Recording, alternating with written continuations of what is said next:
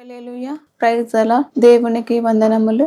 మీకందరికి వందనములు. ఉదయకాల దేవుని వాగ్దానం యెషయా గ్రంథం 54వ అధ్యాయం 17వ వచనం ధ్యానించుకుందాం. నీకు విరోధముగా రూపింపబడిన ఏ ఆయుధము వర్ధిల్లదు. వాక్యంలో చూస్తూ ఉన్నాము. మనకు విరోధముగా మనకు వ్యతిరేకంగా చేస్తున్న శత్రువులు తంత్రములు కానీ, అపవాది తంత్రములు కానీ, మనుషులు చేసే కుయుక్తులు కానీ, మనుషులు చేసే పన్నాగాలు కానీ, మన పైన దాడికి వ్యతిరేకంగా రావాలని ఆలోచనలు చేస్తున్నప్పటికీ, మన పైన కుట్రలు చేస్తున్నప్పటికీ, మన పైన వ్యతిరేకముగా చేతబడి శక్తులు కానీ, మాంత్రిక శక్తులు కానీ, ఏ విధముగా అయితే మనలను నాశనము చేయాలని ప్రయత్నాలు చేస్తూ ఉన్నారో, ఎంతమంది అయినా ఎవరైనా అటువంటి వారికి దేవుడు మాట్లాడుతూ ఉన్నాడు. మనము ఏమి భయపడాల్సిన అవసరము లేదు, దిగులు పడవలసిన అవసరం లేదు. మనము దేవుని మీద నమ్మకం ఉంచి, దేవుని ఆశ్రయించి, దేవుని మీద మనం ఆధారపడినప్పుడు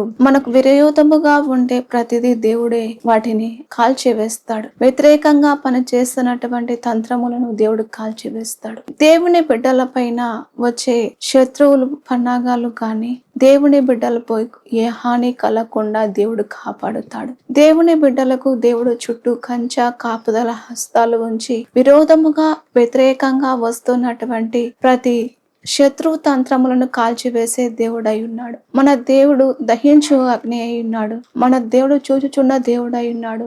దేవుని బిడ్డలమైన మనకు ఏ హాని కలగకుండా, కాబట్టి మనము దిగులు చెందక భయపడక మనము దేవుని ఆశ్రయించి దేవుని సన్నిధిలో మొరపెట్టినప్పుడు, దేవుని సన్నిధిలో మనం భయముతో భక్తితో ఉన్నప్పుడు దేవుడే మనపై వేస్తున్న వ్యతిరేకతలని కొట్టివేసి, మనలను విరోధముగా ఉండే వ్యతిరేకతలని కొట్టివేసి మనల్ని వర్ధిల్లింప చేస్తాడు. దేవుడి వాగ్దానం నెరవేర్చిన గాక.